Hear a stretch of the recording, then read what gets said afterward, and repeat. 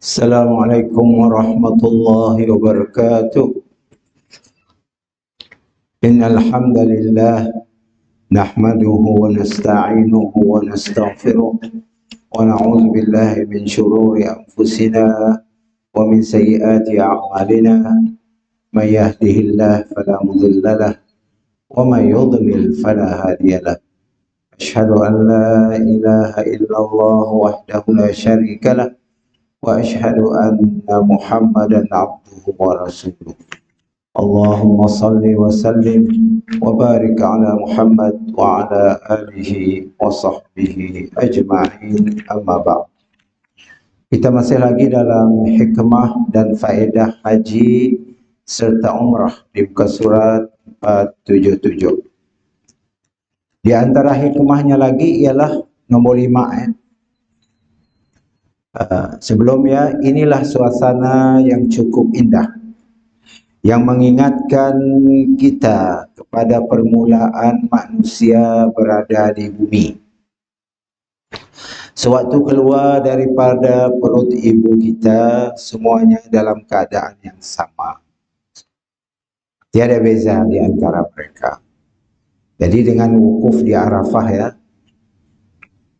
dan segala macam ibadat, amalan-amalan ketika melakukan haji ya, dapat memberi pengajaran kepada kita bahawa manusia adalah sama.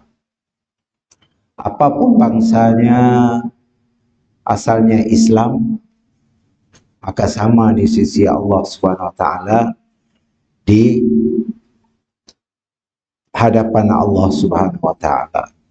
Situ disamanya dengan masa kita keluar daripada perut ibu kita dulu. Semua sopa, telanjang, tak ada baju, nangis, si berdaya. Nah, maka kelak kita dihimpunkan di padang mahsyar pun sama juga, telanjang juga. Dulu kita keluar daripada perut mak kita telanjang, kita pergi icik, si sopan gila nak. Tapi di padang mahsyar kelak kita telanjang, kita dah tua, kita dah besar. Kita dihimpunkan di padang mahsyar tanpa seurat benang dan si berselepar kaki ayam. Apa kerja kita di padang mahsyar? Kerja kita menunggu keputusan. Sama ada kita ke neraka atau ke syurga. Tapi nunggu yang lama. Lama. Baik. Ia juga mengingatkan kepada hari akhirat, sewaktu manusia berdiri di hadapan Allah dalam keadaan berkaki ayam dan telanjang, tanpa ada pangkat dan keturunan. Tiada. Yang raja kah, sultan kah, menteri kah, perdana menteri kah, keturunan nabi kah, si keturunan nabi kah, semuanya telanjang, berkaki ayam. Bukan artinya orang keturunan nabi tak istimewa sih. Yang istimewa punya takwa, walaupunnya bukan keturunan nabi. Ni tu banyak orang muja-muja ngaku keturunan nabi. Tak. Ada orang Arab datang daripada Yaman, madah dirinya Habib, lalulah. Sedangkan di sisi Allah Ta'ala tiada beza. Kau habaib kah, habib kah, wan habib kah, sama. Sama di sisi Allah Subhanahu Wa Ta'ala, tiada beza. Tambah-tambah nak ngaku-ngaku, si tahu sini tak ada keturunan Nabi. Asal usul di sini dah tak usah Arab tu ngaku keturunan Nabi. Banyak nipu sebenarnya. Tapi orang Melayu kadang-kadang kena bodoh. Okey, kena bodoh lalulah.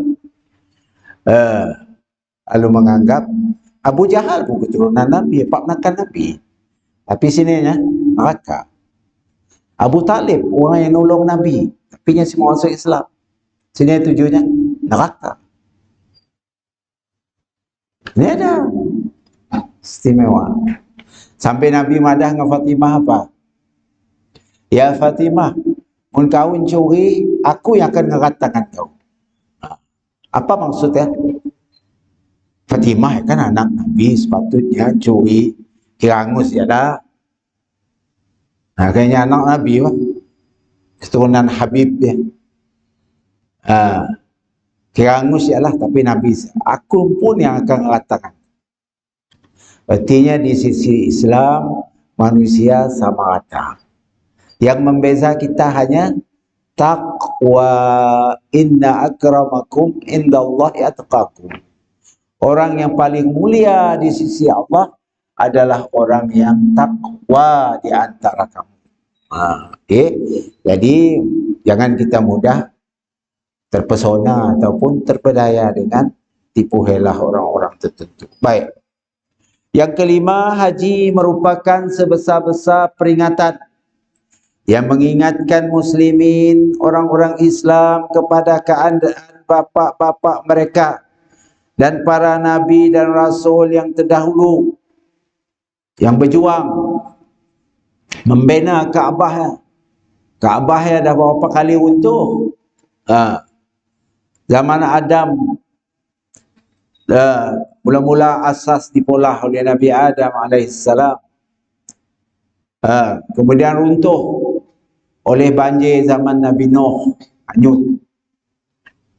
Dipolah lagi, runtuh, dipolah lagi. Sampai ke zaman Nabi Ibrahim, sebelumnya runtuh juga. Maka Nabi Ibrahim membina semula bersama anaknya Nabi Ismail alaihissalam. Sampailah ke hari itu. Nak dibina Nabi Ibrahim ya. Sampai ke zaman kita tu masih, cuma ditukarlah. Zaman Osmaniyah dulu ditukar dengan semen, dengan batu. Si agik pakai tanah liat. Dulu tanah liat lah. Kemudian di zaman Saudi itu pun dibina lagi, dipercantik, dibagi tile dan sebagainya. Batu-batu yang mahal, kelambu-kelambu yang mahal, sampai mencecah 3 juta, 4 juta harga kelambu aja. Demi untuk memuliakan Kaabah. Baik. Setiap tempat ditunaikan haji mempunyai ikatan yang rapat dengan peristiwa yang mencetuskan banyak ingatan dalam diri jemaah haji. Di sini Baitullah menjelmalah dalam pemikiran seorang mukmin Nabi Ibrahim dan Nabi Ismail sedang membina Baitullah, dan menjelmalah gambaran Nabi sallallahu alaihi wasallam sedang mencium Hajar al-Aswad. Yang ingat kita semua. Setiap kali kita nanggak Kaabah, teringat dengan Nabi Ibrahim dan Nabi Ismail. Yang dua ayalah yang membina. Kita nanggah Hajar al-Aswad, kita teringat Nabi pernah cium Hajar al-Aswad. Nabi yang nyangkut Hajar al-Aswad jadi di corner Kaabah. Yang membuatkan kita semakin yakin, membuatkan kita merasa, hati kita merasa rindu. Jadi pergi ke Mekah, kita dapat menyentuh benda-benda yang pernah disentuh oleh Nabi-Nabi dan Rasul. Kita melihat tapak kaki Nabi Ibrahim alaihissalam yang disebut Maqam Ibrahim. Ya, semua membuatkan kita merasa bahagia. Kita menyentuh apa yang pernah disentuh oleh Rasulullah, dicium oleh Rasulullah. Akan Hajar al-Aswad. Kita tawaf di tempat tapak ya, di mana Nabi-Nabi dan Rasul pernah tawaf sih. Nabi Ismail, semua Nabi-Nabi pernah tawaf di sini. Nabi Ibrahim, Nabi Yaqub, Nabi Ishaq, Nabi Yusuf, Nabi semuanya. Jadi tempat kita tawaf kan, daknya pernah tawaf sih. Walaupun bezanya sama saya pasir lah. Akhirnya itu nikahnya tile yang mahal sampai panas. Dan kita mencium Hajar al-Aswad yang pernah dicium oleh Nabi-Nabi dan pernah dicium oleh malaikat-malaikat yang ngembak Hajar al-Aswad itu turun ke muka bumi. Si untung lah. Untung lah. Alangkah beruntungnya kita masa kita pergi haji, pergi umrah, memegang sesuatu yang pernah dipegang oleh baginda Nabi, yang pernah dipegang oleh Nabi-Nabi dan Rasul-Rasul yang lain. Kita mencium Hajar Rasulullah, pernah dipegang oleh malaikat, pernah dipegang oleh orang-orang saleh, orang para sahabat Nabi, para tabi'in, tabi'in, imam mazhab, Imam Syafi'i, Imam Ambali, Maliki, Imam Bukhari, semua pernah nyentuh ya. Kita pergi nyentuh benda yang pernah disentuh mereka. Tidakkah itu satu keberuntungan? Untunglah. Okey. Bukan ajak kita dapat ngajak umrah, tawaf, sa'i. Malah kita mengingatkan kembali sejarah para sahabat Nabi, para tabi'in, para tabi'in. Baik. Membina Baitullah dan menjelmalah gambaran Nabi SAW sedang mencium Hajar al-Aswad dan menjatuhkan berhala-berhala yang tersungkur dalam keadaan yang terhina. Sebelumnya kan berhala aja sekitar Mekah. Coba tak fikir sampai 360 ikut berhala. Banyak dia 300. Sekitar Kaabah, dalam Kaabah, luar Mekah, di kota Mekah, di luar Masjidil Haram, semua ada berhala. Ada nok tinggi yang disebut dalam Quran ni ada 6 namanya. Lata, Uzza, Hubal, Manat dan sebagainya. Alhamdulillah apabila Nabi memerintahkan supaya berhala-berhala tersebut dimusnahkan. Apabila orang Islam dapat mengambil kembali Makkah. Sebelumnya kan kafe Quraisy yang diam di Makkah, keluarga-keluarga Nabi yang masih mau masuk Islam, geng-geng Abu Lahab and the boys, Abu Lahab and the gangs, Abu Jahal dan sebagainya. Sidaya yang memonopoli Mekah pada masa saya. Tapi alhamdulillah akhirnya apabila Nabi, orang Islam dapat dapat mengalah dalam peperangan, Nabi pun mengarahkan supaya berhala-berhala tersebut dimusnahkan. Alhamdulillah sampai ke kini itu tidak ada berhala lagi. Mudah-mudahanlah sampai kiamat insyaAllah. Baik, kemudian kita lihat lagi di Safa dan Marwah seorang Muslim mengingatkan Hajar alaihassalam. Apabila kita sa'i, kita ingat siapa? Bini Nabi, mak Nabi Ismail, Siti Hajar. Siti Hajar tu orang Arab. Nabi Ibrahim orang Palestin. Orang Palestin maksudnya orang Israel lah, Bani Israel. Jadi Nabi Ismail tu maknya Arab, bapaknya Israel. Nabi Ibrahim. Keturunan daripada Nabi Yaqub alaihissalam. Okay. Yaqub yang digelar Israel. Okay. Yaqub yang digelar Israel. Dalam hadis Nabi Yaqub yang namanya Israel. Jadi Israel ini tu asalnya memang setidaknya ada connection dengan Nabi-Nabi dulu. Karena sama bangsa. Cuma berbeza agama. Tidak Nabi-Nabi Muslim, Islam. Tidak itu kafir Yahudi. Walaupun ada sedara, tapi sama agama. Okay. Macam Nabi Muhammad juga, kafe-kafe Quraisy masa saya, Nabi Muhammad Islam. Ada orang-orang yang ikut Nabi Islam, tapi dah keluarganya kebanyakan penyembah berhala di kalangan kafir Quraisy, Abu Lahab, Abu Jahal, Abu Talib, segala macam, semuanya nyembah berhala. Sama peristiwa ya. Baik. Di sisi Jamrah tadi untuk kita ingat kepada Siti Hajar yang mencari air, berlari-lari di antara keduanya untuk mencari air bagi anaknya Ismail. Masa air Zam-Zam belum pergi keluar. Setelahnya melahirkan Ismail tadi, Ismail kecil yang cari air pakai minum Ismail. Makanya berlari antara bukit Safa, Marwah, Safa, Marwah, Marwah, Safa, Safa, Marwah, Marwah, Safa. Dari sialah disyariatkan sa'i. Disyariatkan sa'i ketika kita melakukan haji atau umrah. Selepas kita tawaf, kita sa'i. Mengikut syariat Nabi Ibrahim alaihissalam dan apa yang dilakukan oleh sebagai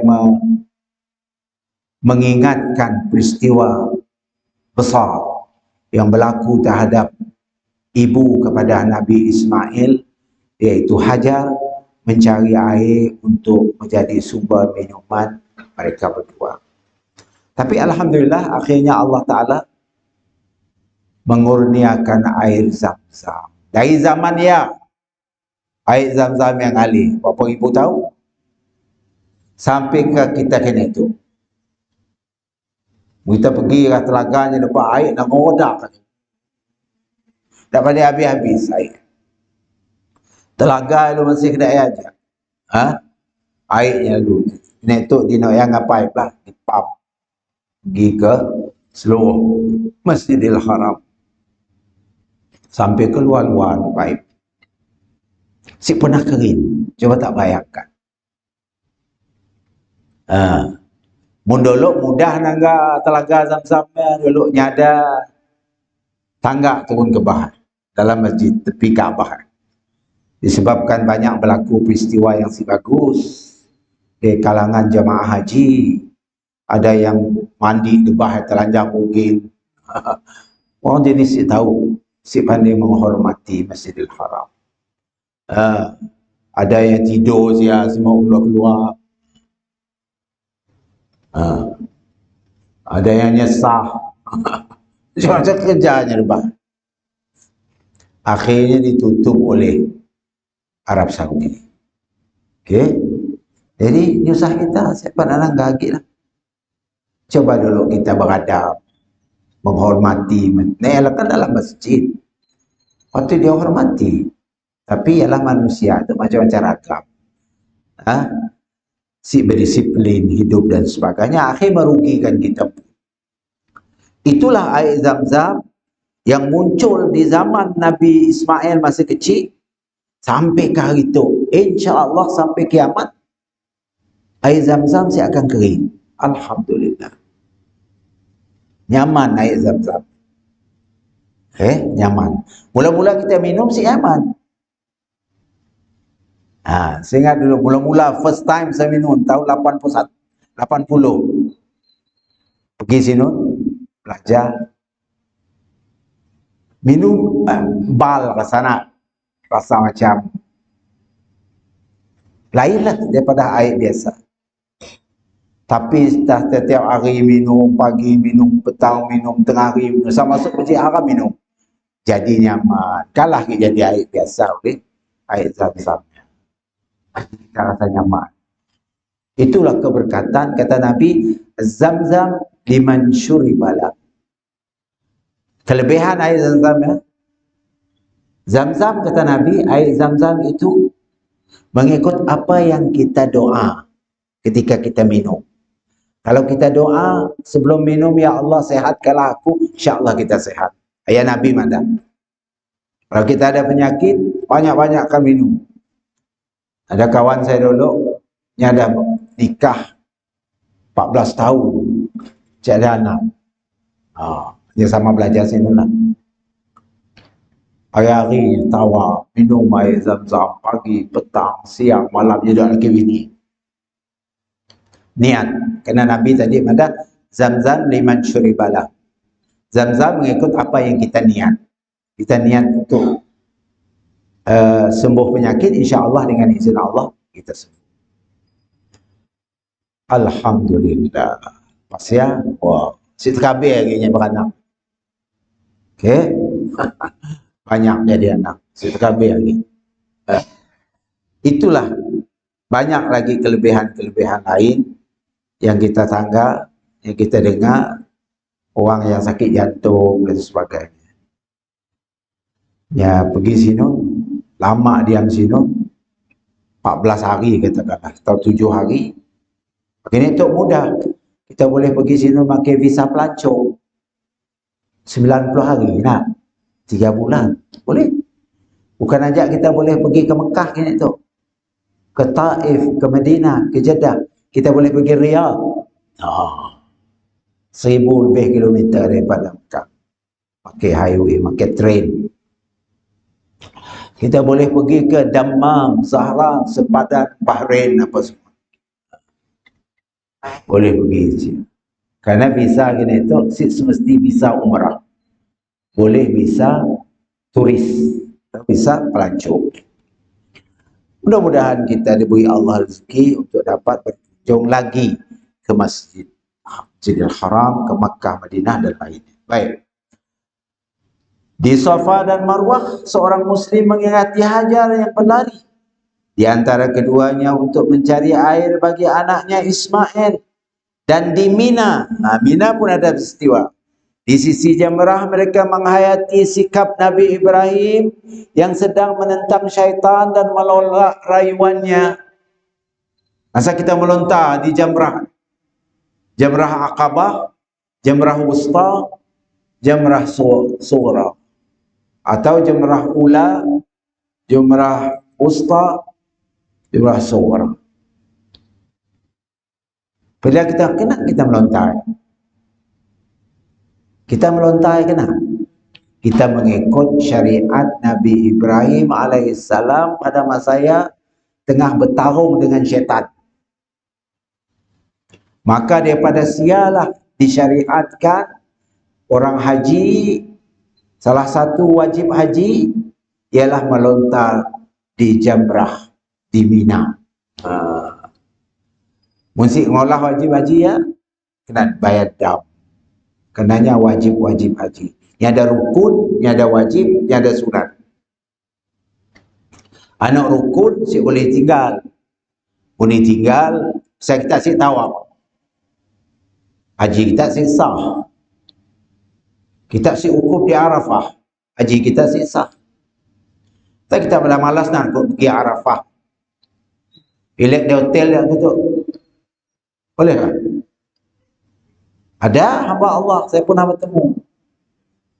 Saya nanya, kena tak saya mau ikut orang? Panas. Bagus ku di hotel tu aja. Padahal ya rukun. Apa kata Nabi? Al-Hajju Arafah. Haji itu ialah hukum Arafah. Berarti kau si hukum Arafah, walaupun dalam masa beberapa minit, haji kau si sah. Wajib kau ulang haji tahun depan. Kata. Cuma juga mana? Diangkat semuanya, kah lembas. Angkat paksa. Angkat apa, degil. Semua ukuf di Arafah. Maaf diangkat. Kah saya paksa. Pakai sohun. Semua pakai ihram ke? Mana kenapa ni tak nak pakai ihramnya? Faham? Raja datang pun pakai ihram. Saya bekas YB. Baru bekas YB. Oi, raja datang sini pun pakai ihram. Engkau bekas YB dah memakai. Dia nak pakai kasut. Dia nak pakai songgok, nak pakai bus jaket. Pergi ke Arafah. Akhirnya dibuka paksa. Dibuka paksa. Pandainya nangis dia kayak sedih. Astaghfirullah, dia kata, astaghfirullah aku tu. Baunya macam bau sedar. Dengan perbuatannya yang salah. Okey, ada. Jemaah haji itu ada macam-macam. Yang saya jumpa macam-macam. Okey, macam-macam. Kita ada cerita boleh mula sebuah buku. Kalau rajin nak tulis. Baik. Itu di Mina tadi. Di sisi Jamrah mereka menghayati sikap Nabi Ibrahim yang sedang menentang syaitan dan menolak rayuannya. Baginda merejamnya dengan anak-anak batu dan melaksanakan perintah Allah, iaitu menyembelih anaknya yang telah diwahyukan kepadanya melalui mimpi. Disialah tempat melontar peristiwa yang berlaku. Masa Allah memerintahkan Nabi Ibrahim supaya menyembelih anaknya Nabi Ibrahim. Ya, sebagai ujian aja lah. Allah nak nanggap taat si Ibrahim tu. Anak tu kan orang paling kita sayang. Tiba-tiba suruh sembelih. Rupanya Allah nak uji aja. Baru je Nabi Ibrahim ngengkah esok di geruk Nabi Ismail, ada bunyi kambing kibas. Allah tukarnya dengan bizibhin azim dalam Quran kita. Kami tukarnya anaknya tadi dengan domba ataupun kambing kibas yang hebat. Oh, disembelih kambingnya tadi. Siapa Allah nak nyuruh dia beli Ismail dah. Ya, cuma Allah nak nanggap sisi ketaatan Nabi Ibrahim terhadap perintah Allah. Mau kita diuji macam biasa ni. So, nyembelih anak. Apakah kita sepatuh Nabi Ibrahim? Dan Nabi Ismail yang pun apabila bapaknya nanya, "Ya bunayya, wahai anakku, anak kesayanganku Ismail, aku malam tadi menerima wahyu melalui mimpi daripada Allah Subhanahu Wa Taala menyuruh aku menyembelihmu. Apa pendapatmu?" Jawapan Ismail masa lagi kecil lah. Tidak banding kelakar. Ikutlah, selama itu adalah perintah Allah, wahai ayahandaku. Laksanakanlah. Saya dah kata, lari lalu hilang di saya dah. Masya Allah, hebat. Tapi akhirnya Allah tukar dengan kibas ataupun kambing, biri-biri sebagai penyembelihan kurban. Dari situlah kita disyariatkan menyembelih kurban. Kita perlu tahu, barulah masa kita melakukan ibadat-ibadat ya, rasa puas. Karena kita mengikut syariat Nabi-Nabi ya. Bukan main-main. Bukan suka-suka, bukan. Tapi ia penuh dengan sejarah, dengan nilai-nilai hebat yang dicontoh oleh para Nabi dan Rasul dahulu. Barulah kita melakukannya dengan takwa. Kalau tidak, ya lalu kedai-kedai aja. Lu kambuh be aja. Si, ku ingat apa peristiwa. Sembelih je siap. Lalu sembelih aja. Si dapat pelajaran daripada apa yang diperintah oleh Allah Subhanahu Wa Taala tadi. Bagi dia memerjamnya dengan anak-anak batu tadi. Anak yang telah diwahyukan padanya melalui mimpi. Di Arafah terdetik di hati mukmin keinginan mendapatkan rahmat Allah, harapan memperoleh ampunannya. Di Arafah, Nabi mencontohi masa Nabi wukuf di Arafah ya, memperbanyakkan doa. Berdoa terus. Berdapat kita sejam, 2 jam atau bermalam di Arafah ya berdoa. Pada hari ke-9 Zulhijjah ya, kita terus berdoa. Ya Allah, apa aja doa. Nak dalam hati kita. Bukan berdoa makin buku. Nak buku sih sama dengan nak pinta kita. Masalah kita tu suka makin buku. Nah, kadang-kadang doa dalam buku sih sama dengan masalah kita. Kita kan ada problem. Maka masa kita di sini kita ngadu. Kelakar Melayu, kelakar sama. Allah faham. Ya Allah, aku datang dari jauh tu ya Rabbi. Sebagai tetamu Engkau aku datang. membawa dosa yang sebegini banyak, masalah banyak, hutang banyak, musuh. Selesaikanlah apa yang aku tanggung daripada masalah-masalah yang aku tanggung sekarang ini. Engkau saja yang dapat menyelesaikannya, ya Allah. Berikanlah aku jalan untuk menyelesaikan benda ini semua. Macam ya? Kita berdoa. Kita ada problem anak misalnya. Anak saya dengar kata, pergi sinun. Ya Allah, Engkau maha tahu aku ada anak. Tapi anak itu Masya Allah degil, bukan main lagi.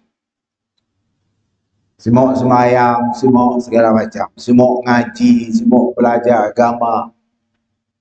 Ya Allah, bukakanlah pintu hatinya. Kan? Kita berdoa macam ya. Masa kita di Arafah. Karena doa di Arafah mustajab. Qati mustajab. Bukan ustaz mustajab. Mustajab artinya dimakbulkan oleh Allah Ta'ala. Doa makbul. Mendapat naik ke bukit Jabal Rahmah, ya naik siap. Kita rasa tinggi sikit. Berdoa. Angkat tangan, nadah tangan. Ya Allah. Okey. Tu jemaah haji kadang-kadang terangkat. Lu gagal berjalan. Jalan dari kemah ke kemah, bahasa kawan. Ngaji si, pesi, lu gagal makan, berebut, ambil makanan. Allah. Padunya datang ke Arafah, berebut makan. Sejak masuk jambat, nak makan malah ke jambat pun malah. Kita nangga jemaah haji daripada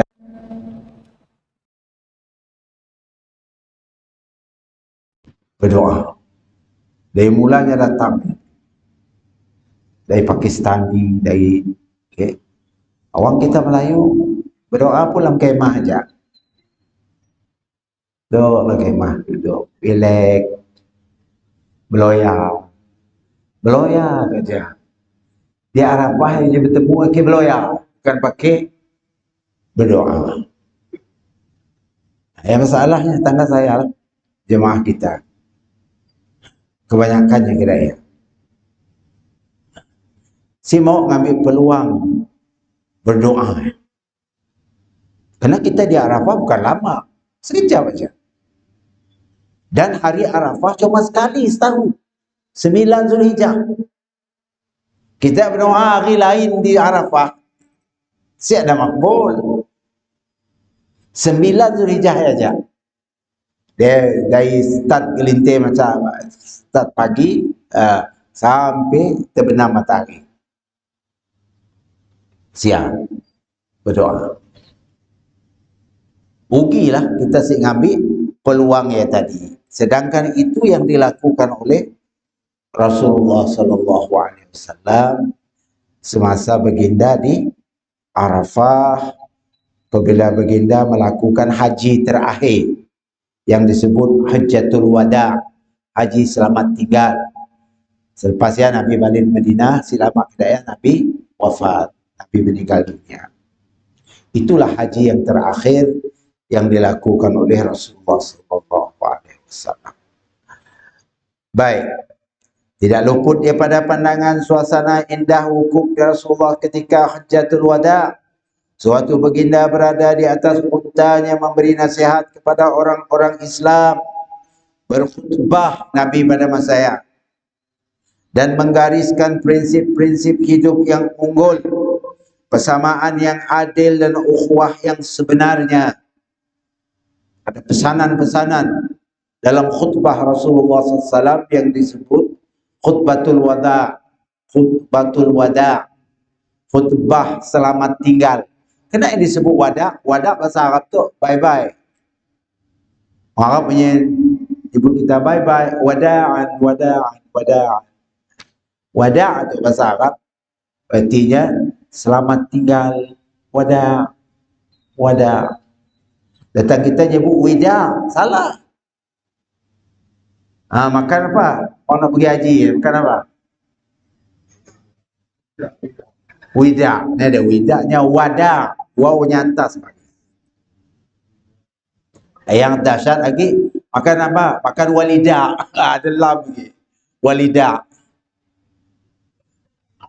Berubah makna walidak. Apa? Melahirkan. Kena ia dipanggil makan wadak, kerana kan dia nak bye-bye, nak pergi berangkat haji. Jadi mula jamuan supaya kawan-kawan datang, ucap selamat tinggal, nak jamulah lebih kurang. Tidak datang pun ada kembak dia aja.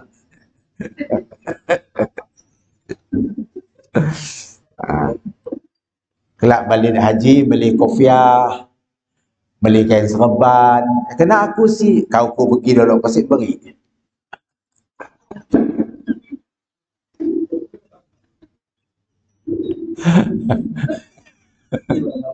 RM10 nggak beri.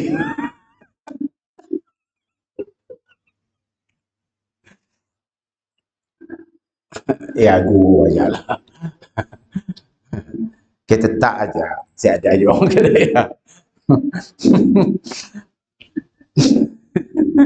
Kita main-main aja, tidak. Baik, Masya Allah, tabarakallah. Jadi wadak, jangan sebut widak ni. Kami ada kenduri wadak, nak pergi umrah, pergi haji. Wadak, minta doa lah, supaya pemergian kami selamat, balik selamat, dapat haji mabrur, dapat umrah makbul dan sebagainya. Okey? Ya. Sewaktu baginda juga memberi amaran agar mereka tidak kembali kepada keburukan jahiliyah. Ya, pesanan Nabi. Orang Islam supaya jangan meniru perangai orang jahiliyah. Ini tu banyak jahiliyah moden. Okey, dulu jahiliyah kuno zaman dulu. Nabi melarang masa ya. Man Islam yang dapat petunjuk, dapat hidayah, jangan meniru cara kehidupan orang kafir. Biar ada beza antara kita dengan sidak. Di segi pergaulan, silakanlah bergaul dengan orang bukan Islam, sih dia larang.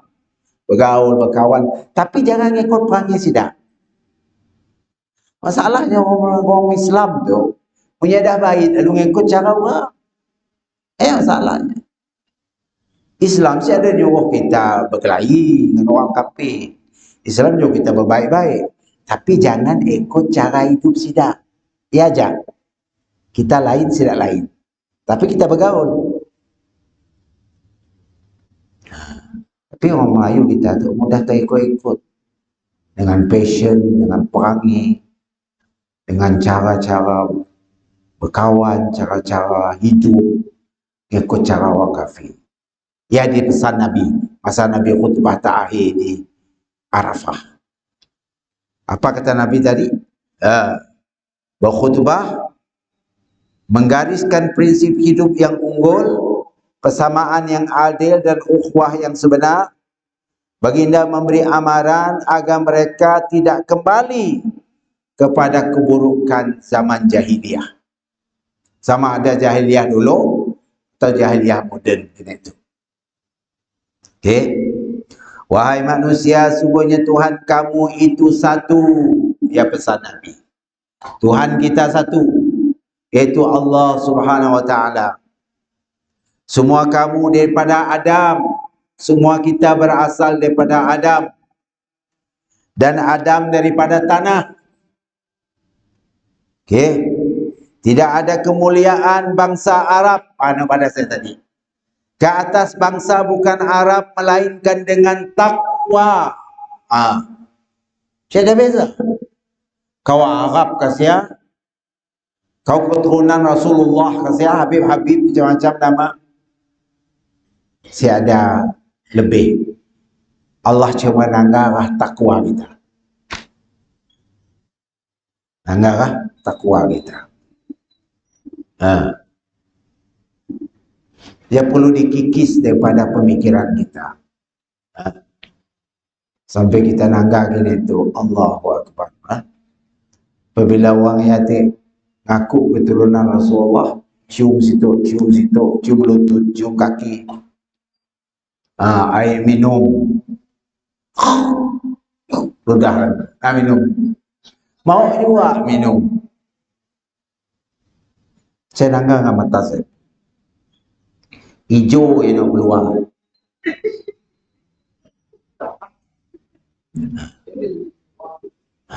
Gelik ke?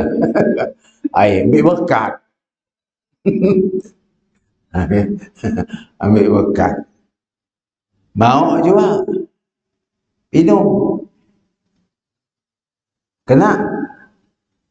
Kananya keturunan Rasulullah. Air liu Nabi dulu pergi masih minum. Ya cucuk ke berapa ribu dah. Andai lamanya benar. Jadi masyarakat kita perlu terbuka. Jangan cengah. Macam saudara-saudara kita di Semenanjung, kita nanggah banyak. Bila datang, wah, udah apa? Tipu lah. Itu dah. Kitab fiqh mazhab Syafi'i itu mana-mana. Tidak ada beza, tidak ada kemuliaan bangsa Arab ke atas bangsa bukan Arab, melainkan dengan takwa. Dalam Quran ada, inna akramakum indallahi atqakum. Orang yang paling mulia di sisi Allah ialah orang yang paling takwa. Bukan kerananya keturunan bangsawan, bukan karenanya keturunan Arab dan sebagainya. Okey. Kita menghormati orang. Siapa-siapa kita hormat. Tak bawa orang tua daripada kita, orang syekh-syekh, orang alim sebagainya. Kita hormat. Salam macam biasa. Hormat, Assalamualaikum, apa khabar syekh? Okey, macam biasa cukup. Saya dah perlu.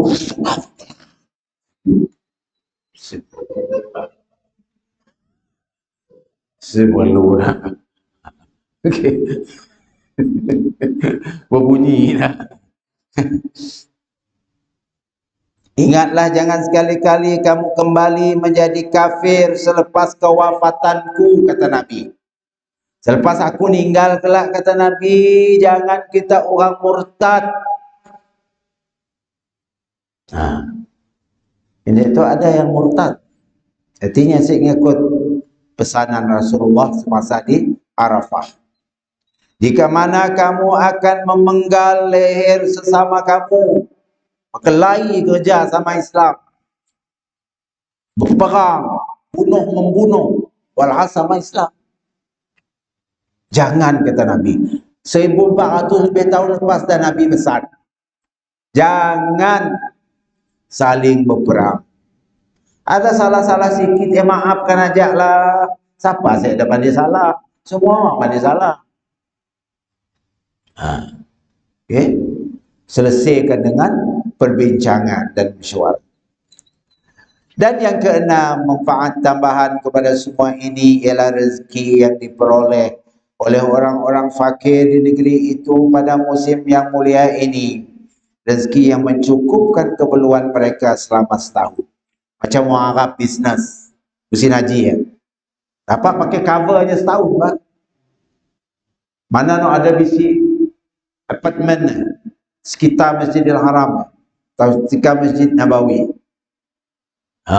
Nyewa, katanya ada 3 IG bangunan. Wah, penuh. Si haji kan naik harga. Perbelanjaannya dapat pakai nampung hidupnya setahun, 2 tahun, 3 tahun.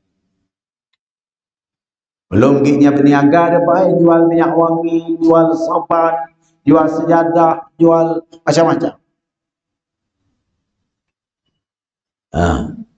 Banyak untung. Sebab ialah banyak penipu ni tu. Sebab saya dapat lumayan, Pak. Jangan nipu tu tak nak. Dah terdah terbengkalai ni airport pergi. Masa pergi haji ke. Dia pakai visa Purada. Visa ya bukan untuk jemaah. Visa untuk individual, orang perseorangan. Tapi nak ia dipakai, si terima. Berapa juta duit tu. Sebab ya kita nak pergi perluas pada. Okay, ikut orang yang benar kita percaya. Okay, confirm, benar dan jujur. Rezeki yang mencukupkan keperluan mereka selama setahun sebagai memenuhi seruan Nabi Ibrahim. Sewaktu baginda berdoa, tangga tak doa Nabi Ibrahim. Rabbana inni askantu min zurriyati biwadin ghairi zi zar' inda baitikal muharram Rabbana liyuqimus salata faj'al af'idatan minan nasi tahwi ilaihim warzuqhum minats thamarati la'allahum yashkurun. Tok berkat doa Nabi Ibrahim sampai kini tok doa yang dimakbul Allah. Wahai Tuhan kami, sesungguhnya aku telah menempatkan sebahagian zuriatku, keturunanku di sebuah lembah yang tidak ada tanaman di sisi rumahmu di tanah haram, di Kaabah lah. Ini ada pokok sia, dolok lah. Wahai Tuhan kami, yang demikian supaya mereka mendirikan sembahyang, maka jadikanlah hati sebahagian dari manusia tertarik kepada mereka. Tertarik nak pergi ke Mekah. Ada hati tertarik nak pergi Mekah selalu? Ada. Maka doa Nabi Ibrahim makbul. Okey. Kepada mereka dan kurniakanlah rezeki kepada mereka dari berbagai jenis buah-buahan dan hasil tanaman. Semoga mereka bersyukur. Okey. Banglah. Maka setakat diajak dulu. Wallahu a'lam bissawab. Aqulu qawli hadha wa astaghfirullah li wa lakum. Assalamualaikum warahmatullahi wabarakatuh.